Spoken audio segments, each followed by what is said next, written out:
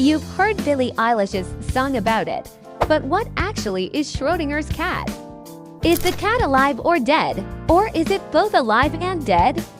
Well, it's actually neither of those things, which is going to blow your mind. But that is just a little teaser of what we're going to learn in this episode of Sci-Fi Show and Now.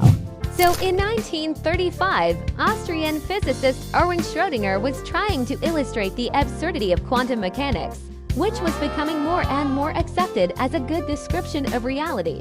But people were still having a hard time wrapping their heads around it. So he came up with this thought experiment featuring a cat in a box. In his thought experiment, a cat is placed in a sealed box with a device that has a 50% chance of releasing a deadly poison. After 1 hour, the device will have either released the poison or not, and the cat will be either dead or alive. But before the 1 hour mark, Schrödinger said the cat is in a superposition of states, both dead and alive at the same time. This seems to go against common sense. How can a cat be both dead and alive at the same time? It's a reasonable question, but Schrödinger was actually using this to make a larger point about the way the universe works at the quantum scale. At the subatomic level, particles like electrons can be in two places at once. This is called superposition. But Schrödinger was pointing out that if you take this concept and apply it to everyday objects like a cat, it starts to seem ridiculous.